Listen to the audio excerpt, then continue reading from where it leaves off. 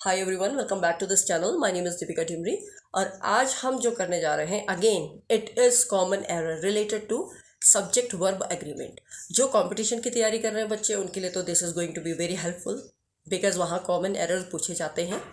और जो लोग इंग्लिश बोल रहे हैं, जो स्पोकन इंग्लिश सीख रहे हैं या स्पोकन इंग्लिश कर रहे हैं, तो उनके लिए तो ऑटोमेटिकली ये उनके लिए भी हेल्पफुल है, क्योंकि उन्हें भी तो पता चलना चाहिए कि वर्ब, पता चला आप सब्जेक्ट सिंगुलर ले रहे हैं, वर्ब प्लूरल लगा रहे हैं, तो आपको बोलने में भी इसको यूज़ करना है। It is in your day to day life also it's going to be very helpful and at the same time for the competitive level also it's going to be very helpful. So please don't miss this. इसको miss मत कीजिए इस video को। इसको बहुत long भी नहीं है, इसको आप जल्दी से एक ही बार में समझ जाएंगे।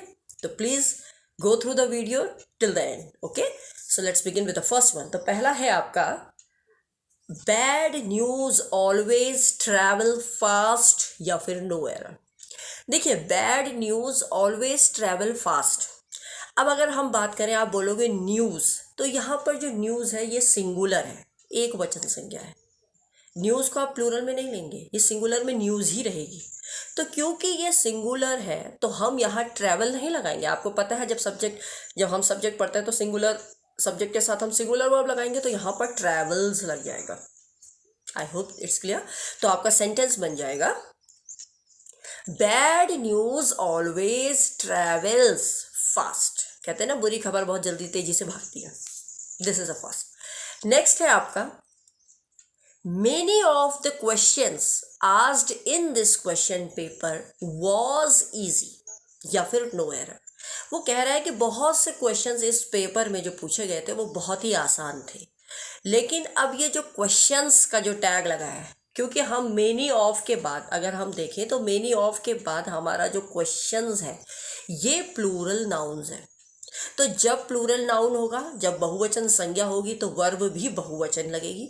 तो इस वजह से हम यहाँ पर वॉज का प्रयोग ना करके हम वर का प्रयोग करेंगे, बहुवचन वर्ब लगेगा। Is that clear? हम जब सब्जेक्ट वर्ब एग्रीमेंट पढ़ते हैं तो हम क्रिया को सब्जेक्ट के अनुसार लगाते हैं, वही सब्जेक्ट वर्ब एग्रीमेंट है। तो अब आपका जो सेंटेंस होगा वो बन जाएगा, many of the questions asked in this question paper were easy. वे आसान थे। I hope it's clear. Now moving on to the next one, if I was you I would not have committed this blunder या no error. यदि मैं तुम होता तो मैं ये ब्लंडर कभी नहीं करता, कमिट नहीं करता।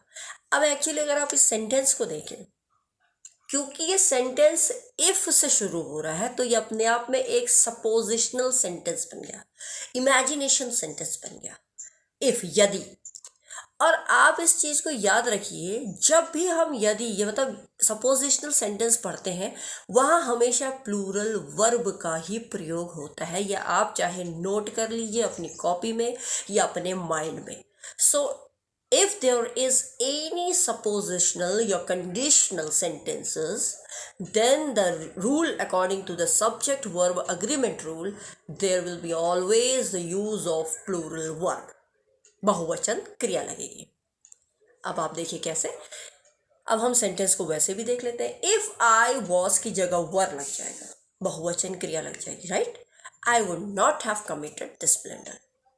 आई hope the video is clear to you. अगर आपको ये अच्छी लगी तो please like, share and subscribe. And of course I just want to tell one thing also, अगर आपको ये वीडियो पसंद आ रही है, मतलब आपको हेल्पफुल लग रही है, तो प्लीज़ कमेंट सेक्शन में ज़रूर मेंशन कीजिए कि इससे रिलेटेड मैं और वीडियोस आपके लिए लेके आऊँ। उससे मुझे पता चलेगा कि आप लोगों की नीड क्या है।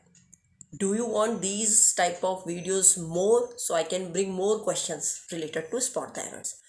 So please do it. Till then, bye, take care, have a good day.